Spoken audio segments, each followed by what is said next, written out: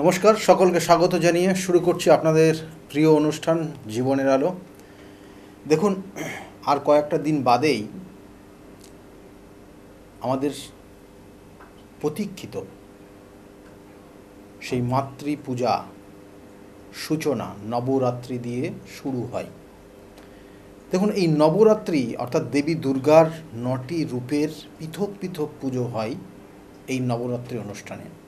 9টা দিন ধরে এই অনুষ্ঠান চলে। 9টা দিন ধরে মায়ের 9টা রূপের পুজো হয় এবং এটা সারা বছরে এই নবরাত্রি কিন্তু আমরা একাধিকবার দেখি।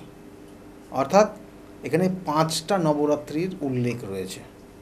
তার মধ্যে বলা হচ্ছে জুন মাসের জুন জুলাইতে দেখবেন একটা নবরাত্রি হয়, যেটা বলা হয় গুপ্ত নবরাত্রি। এই গুপ্ত নবরাত্রিতে কিন্তু যে পুজোটা হয় সেটা কিন্তু দশমহাবিদ্যার পুজো হয়। তারপরে সেপ্টেম্বর অক্টোবর, যেটা এই আশ্বিন মাসের যে নবরাত্রি আসতে চলেছে, এই নবরাত্রি এটা শারদীয়ার নবরাত্রি, যেটাকে বলা হয় মহানবরাত্রি, এবং এটা গুরুত্ব অপরিসীম আমি বলবো।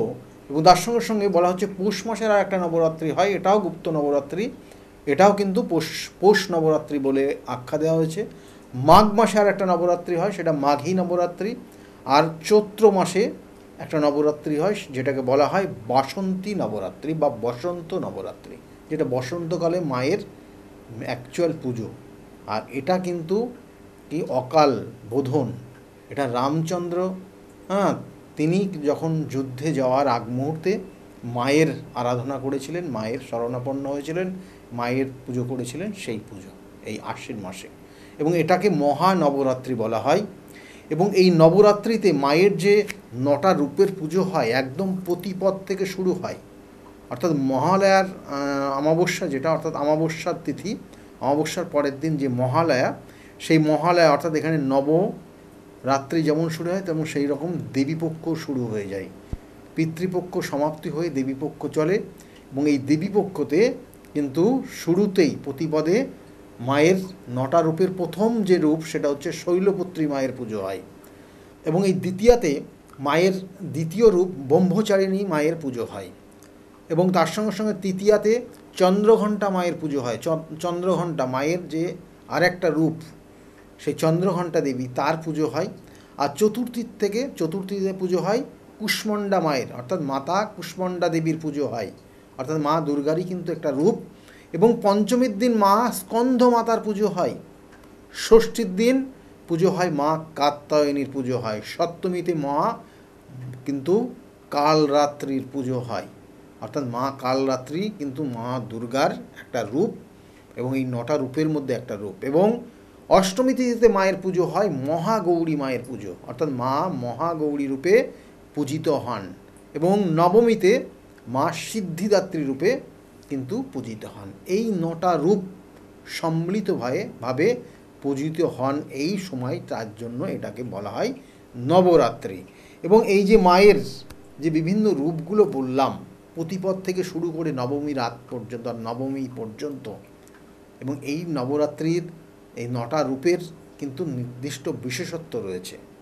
অর্থাৎ মাকে কেন আপনি ওই রূপের পুজো করবেন, কি তার মধ্যে রয়েছে, কি তিনি দিচ্ছেন, অর্থাৎ এখানে তার আশীর্বাদ কতটা আপনি পাবেন, কিভাবে পাবেন, সেই মায়ের আশীর্বাদ পেতে হলে আপনাকে পুজো করলে ভালো হবে। কারণ সেই মাতৃ সম্বন্ধে, অর্থাৎ তার সম্বন্ধে একটু আপনার অবশ্যই জানার দরকার।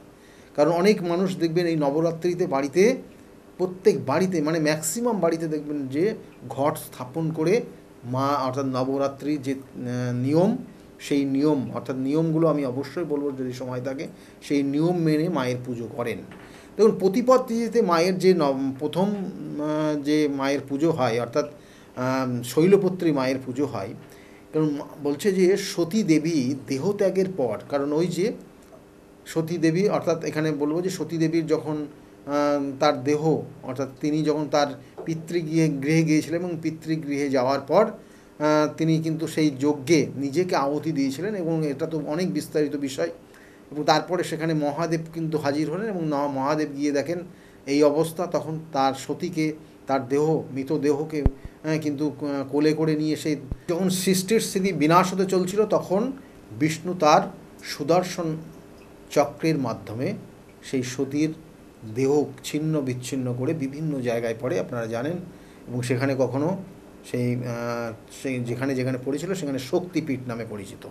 তা যাই হোক, এই যে এবং সতীর দেহ, তাই বলা হচ্ছে সতীর দেহ ত্যাগের পর পর্বতরাজ হিমালয়ের কন্যারূপে জন্ম নেন এবং এই দেবী, এবং দেবী তখন তার নাম দেওয়া হয় দেবী পার্বতী।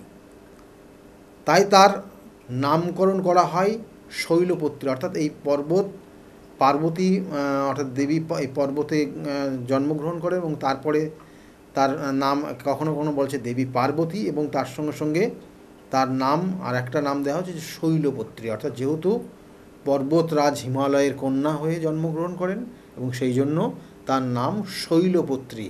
এবং কখনো কখনো তার নাম আবার দেওয়া, অনেক ক্ষেত্রে অনেক রকমের নাম রয়েছে, কখনো হৈমবতী নামেও তিনি পরিচিত, এবং কখনো কখনো দেবীর হাতে, এবং বলা হচ্ছে যে এই হৈমবতী, এবং তিনি আর একটা ক্ষেত্রে দেখা যাচ্ছে তার যে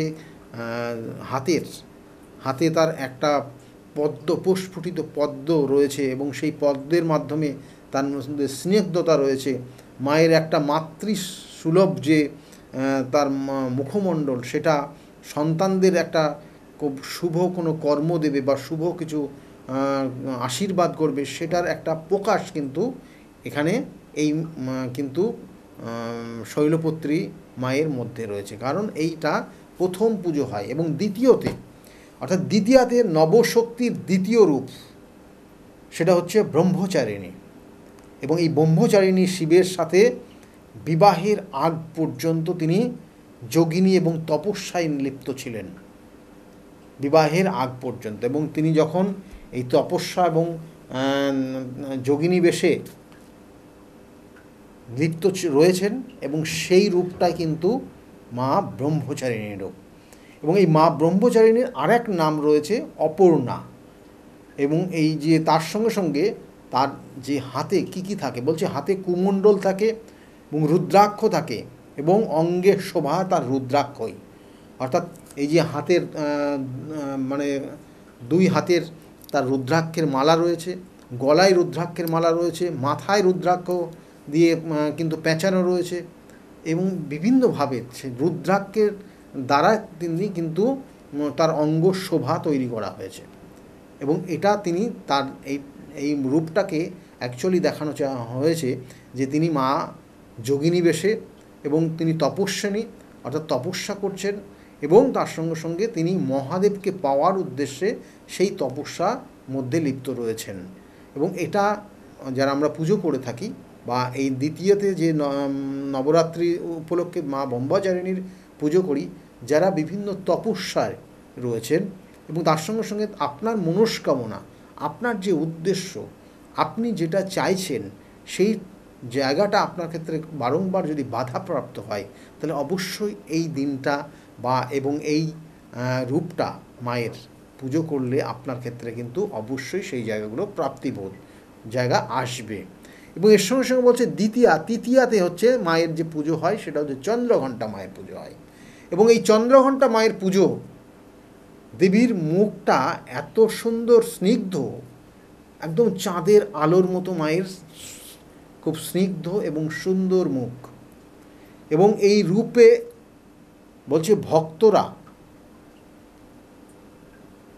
যদি তার মুখের দিকে তাকায়, তাহলে তাদের মধ্যে একটা আলাদা আনন্দ অনুভূত হয়, মাতৃসুলভ আনন্দ তার মধ্যে অনুভূত হয়, এবং সেই মায়ের আশীর্বাদের কারণে সে জীবনে অনেক দূর পর্যন্ত কিন্তু পৌঁছাতে পারে। এই দেবী অর্থাৎ তৃতীয়াতে দেবীর পুজো হয় চন্দ্রঘণ্টা, এবং এই চন্দ্রঘণ্টা দেবীর কিন্তু বিশেষ করে সুন্দর এবং স্নিগ্ধতার, অর্থাৎ আপনার মন পরিপূর্ণতায় ভরে উঠবে। আপনার মনের নেগেটিভ এনার্জি যদি থাকে, তাহলে সেই নেগেটিভ এনার্জির থেকে আপনি বেরিয়ে আসতে পারবেন। আপনার বিভিন্ন ক্ষেত্রে আপনার হয়তো জন্মছকে চন্দ্রটা পীড়িত হয়ে গেছে, কারণ চন্দ্র জানবেন যে কোনো কারণে কোনো অশুভ গ্রহ দৃষ্টি ফেললেই বা কানেকশন পেলেই সেই চন্দ্র অশুভ হয়ে যায়, এবং তার কারণে আমাদের মনটাকে কিন্তু দুঃখময় কষ্টময় হয়ে যায়। সেই জন্য এই মা চন্দ্রঘণ্টার পুজো করলে এই জায়গা থেকে আপনি বেরিয়ে আসতে পারবেন। এবং এখানে বলা হচ্ছে যে মা চন্দ্রঘণ্টা আপনার জীবনের স্নিগ্ধতা এনে দেবে, আপনার জীবনের শান্তি এনে দেবে। এবং চতুর্থী অর্থাৎ চতুর্থীর দিন আমরা যে পুজো করে থাকি সেটা হচ্ছে মা কুষ্মণ্ডা মায়ের পুজো করে থাকি।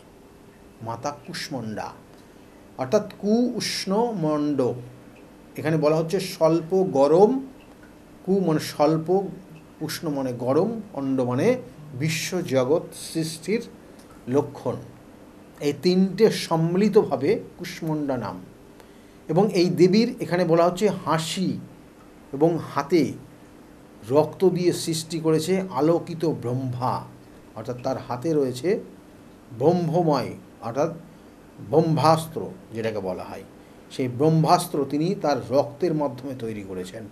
এবং এই ব্রহ্মাস্ত্র তার হাতে রয়েছে, এবং সেখানে রূপের ক্ষেত্রে যে বিশ্লেষণ রয়েছে, বলছে সূর্যের মতো উজ্জ্বল তার গাত্র বর্ণ, এবং তার হাত হচ্ছে 8টা হাত, এবং কুষ্মণ্ড ধনুক বাণ পদ্ম এবং অমৃত কলস চক্র গদা এবং জপ মালা তিনি এই 8 হাতে ধারণ করে রয়েছেন।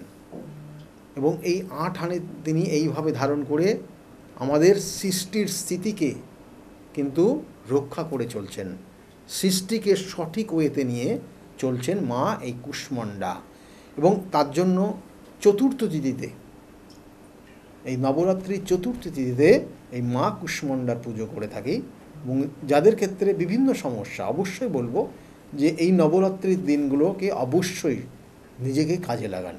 এবং এর সঙ্গে সঙ্গে বলবো পঞ্চমী তিথিতে মায়ের যে পুজো হয় সেটা হচ্ছে মাতা স্কন্ধ মাতার পুজো হয়। বলছে দেবীর পঞ্চম রূপ এবং পঞ্চমী তিথিতে এটা পুজো হয়।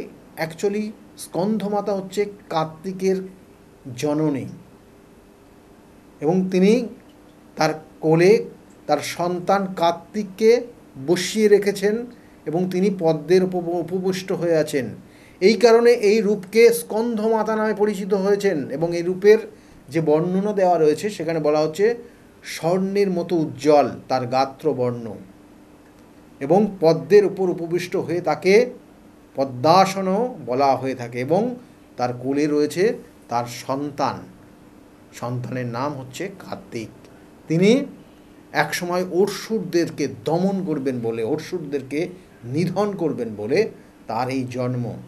এবং সেই জন্মের বিভিন্ন বৃত্তান্ত রয়েছে, বিভিন্ন কাহিনী রয়েছে, বিভিন্ন ক্ষেত্রে এই জন্মের বৃত্তান্ত নিয়ে অনেক মানুষ আটকে উঠবে, পরিস্থিতি কীভাবে কী কিন্তু পরিবর্তন হয়। সেই জন্য এই নির্দিষ্ট পঞ্চমী তিথিটা খুব গুরুত্বপূর্ণ, এবং সেই সন্তান প্রাপ্তির ক্ষেত্রে একটা নির্দিষ্ট কিন্তু শুভ যোগ মানুষের মধ্যে রয়েছে, এবং এই তিথিগত জায়গা থেকে রয়েছে। এবং এরপরে বলবো ষষ্ঠীতে, অর্থাৎ ষষ্ঠীর দিন কী পুজো করবেন, অর্থাৎ নবরাত্রির 9টা রূপের মধ্যে ষষ্ঠী তিথিতে কাত্যায়নী মায়ের পুজো হয়।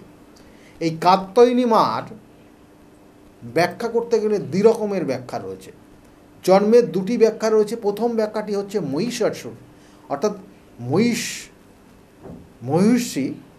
মহিষী কাত্যায়নের উপাসনা খুশি হয়ে, কারণ মহিষী কাত্যায়ন তার কোনো সন্তান ছিল না। এই মহিষী কাত্যায়ন সন্তান না থাকার জন্য সে হাজব্যান্ড ওয়াইফ অর্থাৎ স্বামী স্ত্রী তারা একই জায়গায় থাকতেন, কিন্তু সন্তান না থাকার জন্য দুজনেই খুব কষ্টের ছিলেন।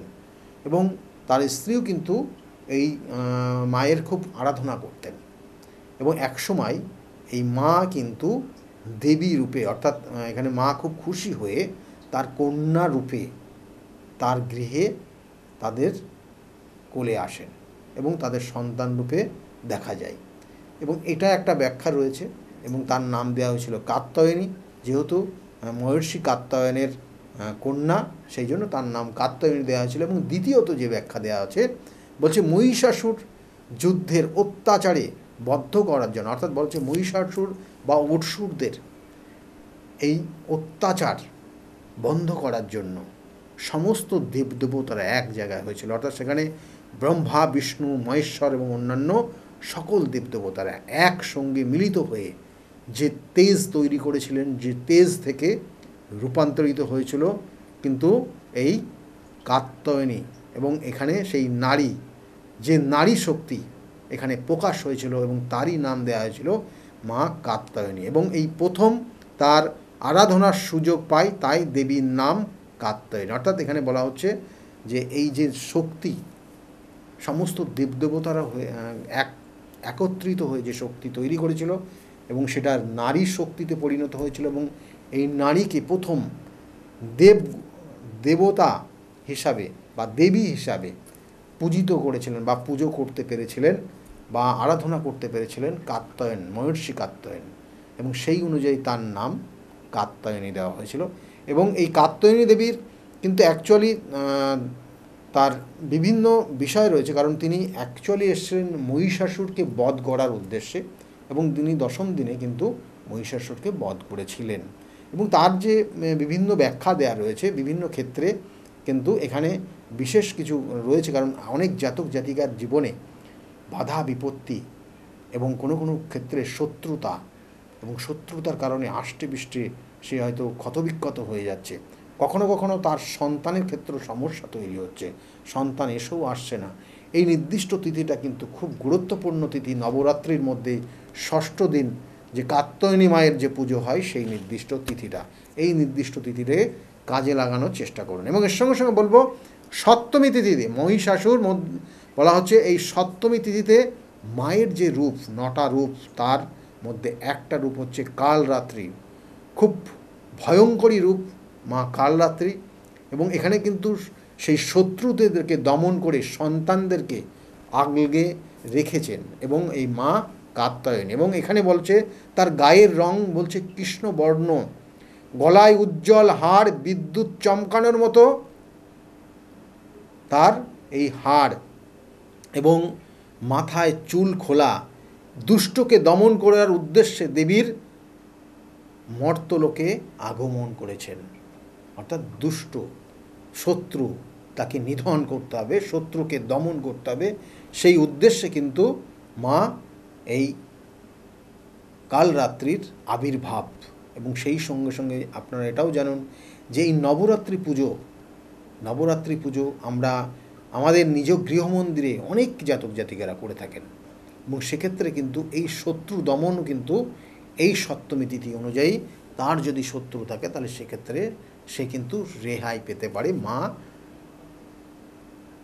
কালরাত্রিকে আরাধনা করে। এবং এর সঙ্গে সঙ্গে বলছে অষ্টমী তিথিতে মা মহাগৌরীর পুজো হয়, অর্থাৎ অষ্টমী তিথিতে মাতা মহাগৌরী, নবরাত্রি 9টা রূপের একটা রূপ, সেটা হচ্ছে মহাগৌরী, তার পুজো হয়। এবং এই মহাগৌরী হচ্ছেন তিনি কিন্তু দেবী পার্বতীর একটা রূপ, তাতে তার গায়ের বর্ণ কৃষ্ণবর্ণ হয়ে গেলেও পরবর্তীতে সে কিন্তু সেই স্নানের মানব সরোবরে সে স্নান করে কিন্তু সে তার গাত্রবর্ণ পরিবর্তন করেছিলেন, এবং সেই গাত্রবর্ণ কিন্তু গৌরবর্ণ ধারণ করেছিল এবং মহাগৌরী নাম তার আখ্যা দিয়েছিল। এবং এটার কিন্তু এই যে রূপ, এই রূপ কিন্তু অ্যাকচুয়ালি কিন্তু শিবকে পাওয়ার উদ্দেশ্যে কঠোর তিনি তপস্যা করেছিলেন, কঠোর তপস্যা করে সেই তপস্যায় সিদ্ধি লাভ করেছিলেন এবং এই মহাগৌরী। এবং সেই জন্য জানবেন যে এই নির্দিষ্ট মহাগৌরী পুজোতে কিন্তু দেখবেন যে বিভিন্ন ক্ষেত্রে কুমারী পুজো প্রচলিত রয়েছে,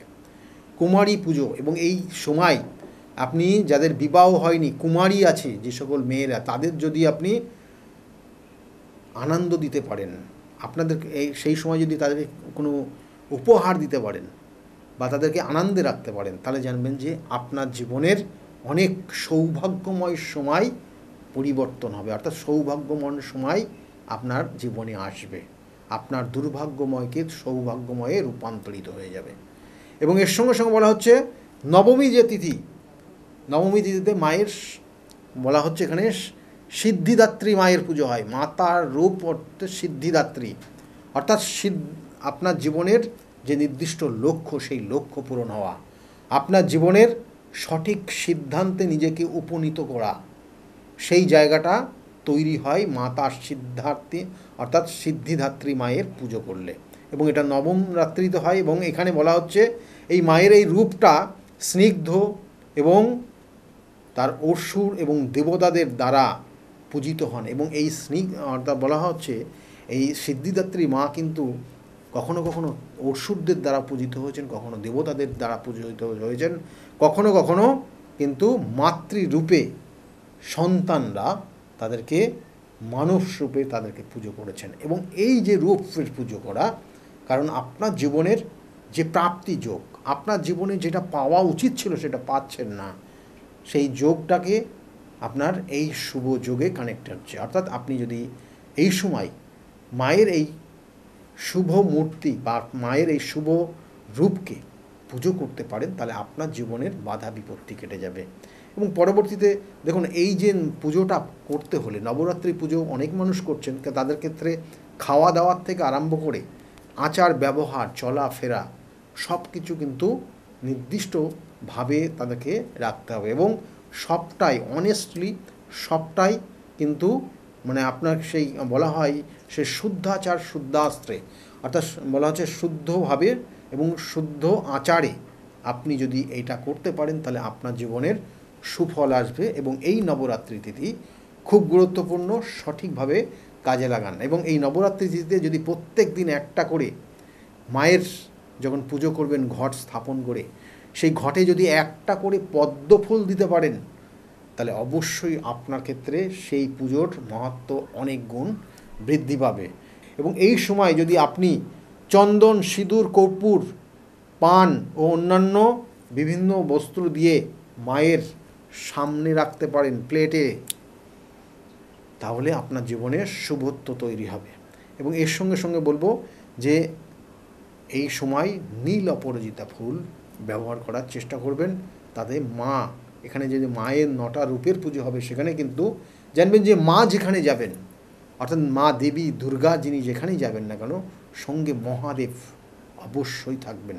সেই জন্য মণ্ডপে মণ্ডপে পুজো হবে ঠিকই, মা তাদের সন্তানদেরকে নিয়ে আসবে ঠিকই, তার কিন্তু স্বামী অর্থাৎ দেবাদিদেব মহাদেব কিন্তু সেই অনেক দূর থেকে হলেও ওপর থেকে তাকে দেখবে।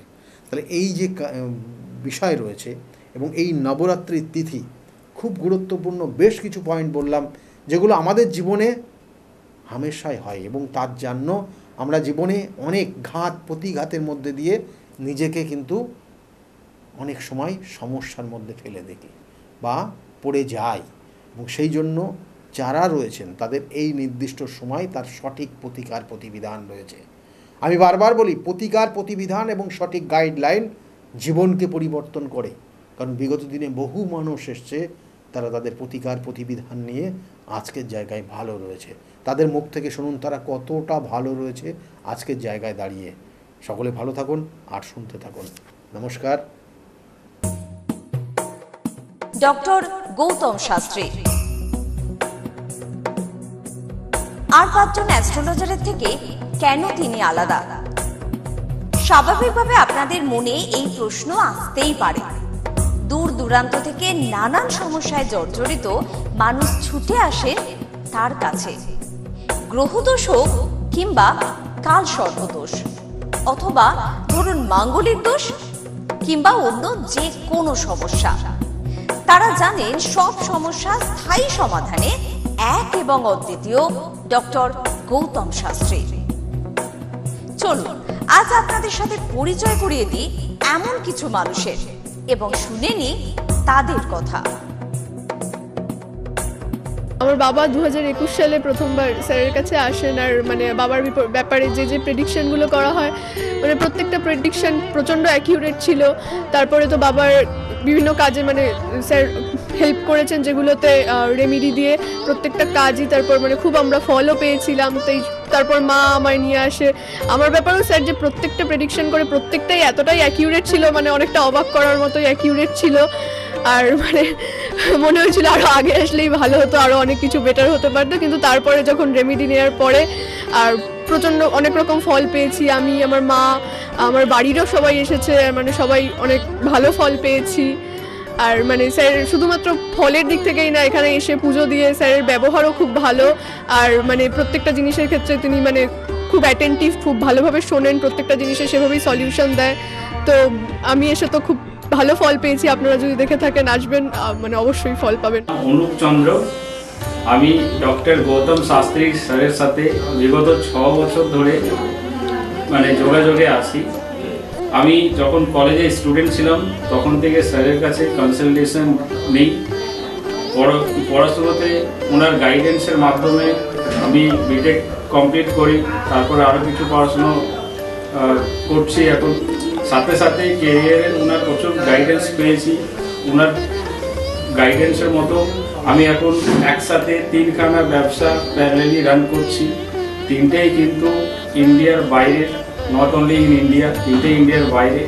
এখন একটা ছোট অ্যাচিভ করেছি। রিসেন্টলি আমি একটা গাড়ি কিনেছি, যেটা Volkswagen কোম্পানি, 25 lakhs অ্যান্ড অ্যাবাভের। পরবর্তীকালে বেশ কয়েকটা গোল আছে। স্যারের গাইডেন্সের মাধ্যমে সেই গোলসের ওপরে আমি টাইম টু টাইম কাজ করছি। ওনার কনসালটেন্সিটা এতটাই ভালো কি আপনাকে উনি মান্থ টু মান্থ বলতে পারেন কি কোন সময়ে আপনি কিভাবে রিয়্যাক্ট করবেন, কিভাবে এক্সিকিউট করবেন নিজের কাজ। যদি আপনি সেই কাজগুলো সেই ওনার কথা অনুযায়ী আপনি যদি এক্সিকিউট করেন, ডেফিনেটলি আপনার গোলটাও টাইম মতো কমপ্লিট হবে। আর আমি সবাইকে এটাই বলবো, যদি আপনারা বিশ্বাস করে আসেন তবেই কিন্তু হবে। যদি বিশ্বাস না থাকে তাহলে কিন্তু কোনো কিছু হবে না। আপনাকে সেই বিশ্বাসটা রাখতে হবে। নমস্কার, আমি শ্রাবণী দাস, আমি হালিশহর থেকে আসছি। স্যারের এখানে আমি খুব বেশি দিন আসছি না, তবে আমার ফ্যামিলির অনেককে নিয়ে আমি এখানে এসেছি। এখানে এসে স্যারের কাছ থেকে আমি অনেকভাবে উপকৃত হয়েছি। যেমন আমার এক কাজিন, ওর অফিসের কোনো প্রবলেম হচ্ছিল, ও কোনোভাবে স্থিতি হচ্ছিল না অফিসের কোনো কাজের।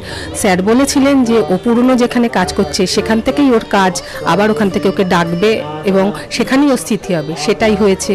আবার আমার আরেক রিলেটিভের গাইনিক কোনো প্রবলেম হচ্ছিল, সেই প্রবলেমও উনি যা বলেছিলেন যে সেই প্রবলেম ঠিক হয়ে যাবে। সেই প্রবলেম ঠিক হয়ে আমাদের ফ্যামিলিতে এখন নতুন একজন মেম্বার আসছেন। এই জন্য আমরা খুব খুশি। ওনার কাছ থেকে এসে, ওনার কাছে এসে আমরা নানাভাবে অনেকভাবে উপকৃত হয়েছি। স্যারের কাছে আমি 2019 সাল থেকে আসছি। তো আমি স্যারের কাছে এসে আমি স্যারের যা প্রেডিকশন ছিল সবগুলোই মিলে গেছে এবং হুবহু আমার কিছু না বলার আগেই উনি সব কিছু বলে দিয়েছিলেন। তাই জন্য আমি ফল পেয়েছি বলে আমি ওনার কাছে এত দূর কাঁচরাপাড়াতে এসেছি। দাদার কাছে এসে আমি আমার নিজের সংসারের যা দায়িত্ব ছিল, অসুবিধা ছিল, সেই সবগুলোও আমি পেয়েছি। কি কাজকর্ম ছিল না, সেই সব কাজকর্মগুলোও আমি নিজের হাতে পেয়েছি, সব কিছু পেয়েছি। যেখান থেকে যা আমি ঋণ করেছিলাম সেগুলোও আমি আজ শোধ করতে পেরেছি। নিজেকে অনেক সংসার থেকে আমি মুক্ত হতে পেরেছি সব কিছু করে। আমি গৌতম শাস্ত্রীকে দেখে, টিভির পর্দায় দেখে তার নর্মতা, ভদ্রতা আমার খুব মনে লেগে গেল। তখন তাকে খুঁজতে খুঁজতে তার কাছে আসি। কিন্তু অনেক জ্যোতিষী দেখেছি টিভির পর্দায়, আমার মনের মতো হয়। কিন্তু ওনার ভাষা সব কিছু আমার খুব ভালো লাগে। ওই জন্য ওনার কাছে এসে আমি অনেক উপকৃত। আমার দেহের এবং মনের শান্তি, অনেক কিছু আমার নিজের জনদের, ছেলে মেয়ে, নাতনিদের জন্যে অনেক সমস্যা উনি সমাধান করে দিয়েছে। আমার এক নাতনির 16 বছর বাচ্চা হয় না, তাকে পর্যন্ত এনে দেখালাম, তার কোলেও বাচ্চা দিয়েছে। এর থেকে আনন্দ আমার আর কি আছে?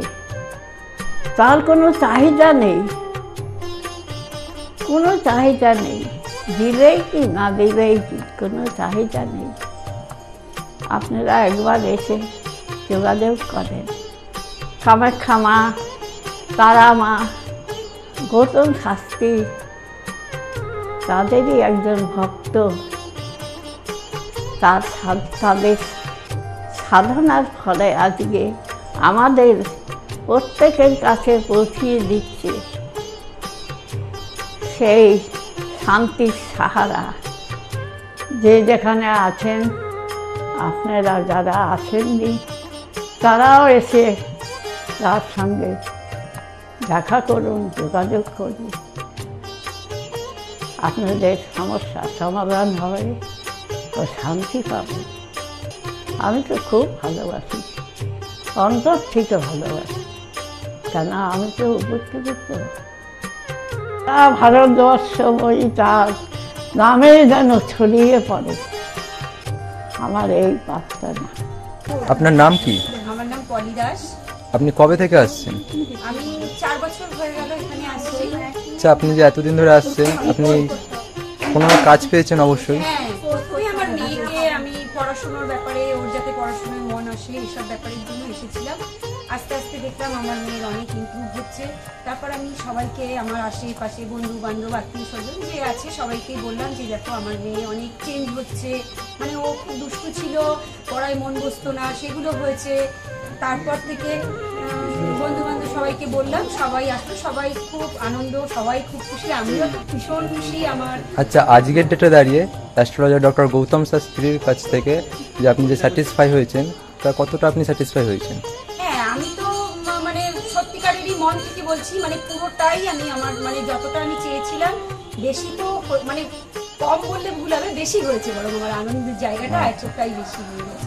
তার মানে আপনি পুরোপুরি স্যাটিসফাই, তাই তো? আমার নাম রাকেশ মণ্ডল, গ্রাম ডবলপোতা। এই দাদার কাছে এসেছিলাম, অনেক প্রবলেম ছিল, সেই প্রবলেম কিছুটা সলভ হচ্ছে এবং হবে। এই অমাবস্যার দিন এই যজ্ঞ হচ্ছে, অনেক দূর দূর থেকে মানুষজন আসছে, কাজ হচ্ছে বলে সবাই তো আসছে, আমিও এসছি, আবারও আসবো। নমস্কার, আমি জয়িতা গুহ। আমি গত এপ্রিল মাস থেকে খুব সমস্যায় পড়েছিলাম। আমার কাজের দিক থেকে সমস্যা ছিল, বসের সাথে এবং পারিপার্শ্বিক আমার যে কলিগরা ছিল তাদের সাথে খুবই সমস্যা জড়িত হয়েছিলাম। তো তারপরে সেই কাজটা আমি আর অবশেষে টিকিয়ে রাখতে পারিনি, সেটা আমাকে বাধ্য হয়েছিলাম আমি সেটা ছেড়ে দিতে। তারপরে একটা খুব আর্থিক দিক থেকে খুব ভেঙে পড়েছিলাম। তো সেই সমস্যায় জর্জরিত হয়ে বুঝতে পারছিলাম না কি করব। তো হঠাৎ একদিন টিভিতে প্রোগ্রাম দেখি ডক্টর গৌতম শাস্ত্রী, ওনার কথাবার্তা, ওনার যে উপাচারগুলো রয়েছে, যেগুলো উনি বলেন প্রতিকার, সেগুলো শুনে আমার খুব ভালো লেগেছিল। তো ওনার সাথে এসে দেখা করি, আমার সমস্ত কথাবার্তা ওনার সাথে শেয়ার করি, প্রবলেমগুলো। তারপর উনি আমাকে দেখে আমাকে কিছু বলেন আমার ব্যাপারে, তো সেগুলো একদম হুবহু মিলে যায়। তো তারপরে উনি আমাকে রেমেডি সাজেস্ট করেন, তো আমি সেই রেমেডিটা নিই, আমি ধারণ করেছি। তো ধারণ করার পর আমি আস্তে আস্তে নিজের মধ্যে একটা চেঞ্জ দেখতে থাকি। তো এবং আমি গত আগস্টের 27 তারিখে একটা জব পেয়েছি, যেটা আমার মনের মতো। এখানে আমার ডেজিগনেশন, আমার স্যালারি, আমার মনের মতো লোকেশন আমি এখানে পেয়েছি, মানে এটাতে আমি বিশেষভাবে আপ্লুত। তো সের জন্য অসংখ্য ধন্যবাদ ডক্টর গৌতম শাস্ত্রীকে। নমস্কার, আমি মেলিনা থমাস। আমি গত 1 মাস আগে থেকে ডিপ্রেশনে ভুগছিলাম এবং আমার অনেক রকম সমস্যা দেখা দিচ্ছিল। আমি আমার মায়ের থ্রু থেকে জানতে পারি ডক্টর গৌতম শাস্ত্রীর কথা, এবং আমি সেখানে আমার প্রবলেমগুলো নিয়ে আসি এবং তার কথা মতো আমি প্রতিকারগুলো করি এবং সেই কথা মতো আমি চলতে থাকি। এখন আমার কাছে অনেক জবের অপরচুনিটিস আসছে এবং আমার আগের যে সমস্যাগুলো ছিল সেগুলোও গেছে। আমি সিলেকশন করছি কোন জবটা করব এবং যে কোনো একটা জব আমি সিলেক্ট করব। এবং আগেও আমি ডক্টর গৌতম শাস্ত্রীকে অনেক ধন্যবাদ জানাচ্ছি এই আমাকে এত কিছু করে দেওয়ার জন্য। এবং আপনারা চাইলে আপনারাও আসতে পারেন নিজেদের অসুবিধা নিয়ে এবং তার কাছে এসে সমস্যাগুলোর সমাধান করতে পারেন। আপনারা যদি তার কথা মতো চলেন, আপনারাও আমার মতো ভালো ফল পেতে পারেন। অ্যাস্ট্রোলজার ডক্টর গৌতম শাস্ত্রীর চেম্বারে আপনি কতদিন আসছেন? আমি প্রায় 2.5-3 বছর ধরেই এখানে মানে রেগুলারলি আসছি। মোটামুটি আমার যখনই অসুবিধা হচ্ছে আমি তখন চলে আসছি। আপনি কোন চেম্বারে দেখিয়েছেন? আমি এখানকার কাছাপাড়া চেম্বারে। কাছাড়া চেম্বারে দেখিয়েছেন, মানে আপনি যে সমস্যাটা নিয়ে এসেছেন ওটা কি আপনার কিওর হয়েছে? হ্যাঁ, আমি প্রথমে যে সমস্যাটা, পড়াশোনার সমস্যা নিয়ে প্রবলেমে পড়ে ওনার কাছে এসেছিলাম, তা মোটামুটি আমার যত দিন যাচ্ছে ইমপ্রুভ হচ্ছে আস্তে আস্তে। না, আপনার কাজ এরই মধ্যে এসেছেন? আমি হালিশহর থেকে এসেছি। ধরো আমার নাম তো মলিনা ঘোষ। কিন্তু তোমার কি হয়েছে বলো তো, আমি দাদার কাছে অনেক বছর ধরে মানে কয়েক বছর ধরে ভালোই এসেছি, আমি অনেক বিপদে পড়েছিলাম তো, তখন আমি এক টিভি চ্যানেলে দেখে সবাই কিন্তু প্রোগ্রাম দেখে, সব সিরিয়াল দেখে, সব কিছু দেখে, কিন্তু আমি ওই সিরিয়াল সব কিছু ছেড়ে আমার এমন বিপদ হয়েছিল, আমি শুধু টিভির কাছে বসে শুধু এই শাস্ত্রী চ্যানেলগুলো দেখে দেখে আমি মনে ভাবতাম আমি কাকে মনের মতন পাবো।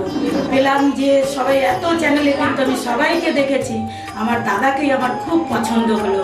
আমি খোঁজ করতে করতে করতে করতে আমি এমন বিপদ যে আমি এই বিপদে কি করে উঠবো, তখন ওই দাদার কাছে আসলাম, খোঁজ পেয়ে চিকিৎসা করতে করতে তখন দাদার কাছে এসে আমার অনেক বড় বিপদ ছিল, আমার ছেলে স্বামী সব নিয়ে আমার বাড়ির খুব অবস্থা খারাপ ছিল। আজকে ওনার কাছে এসে আমি অনেক উপকার পেয়েছি। আমি সবার কাছে বলছি, আমি এত লোক দেখছি, আমি বলি একটু যদি দাদার কাছে এসে সব ধৈর্য ধরে, কারোর বিফল হবে না, তার ফল ছাড়া বিফল হবে না। আমি ভাবি যে আমি অনেক লোকও পাঠিয়েছি, আমরা যদি প্রচার করতে পারি, অনেকে আছেন এই দাদার কথা বলবো না, বলবো না, কিন্তু না বলেন, মানুষ যদি বিপদের হাত থেকে বাঁচে সবারই তো ভালো হয়। কিন্তু দাদার কাছে আসার পরে আমার এমনও মাঝে একটা এমনও বিপদ গেছে, এই দাদাই আমাকে এই বিপদের হাত থেকে উঠিয়েছে। এর জন্য আমি দাদার কাছে সারা জীবনের জন্য কৃতজ্ঞ থাকি। দাদাকে চাই দাদাও ভালো থাকুক, আমরাও যেন দাদার কাছে এসে দাদা আরো সুস্থভাবে যেতে পারি।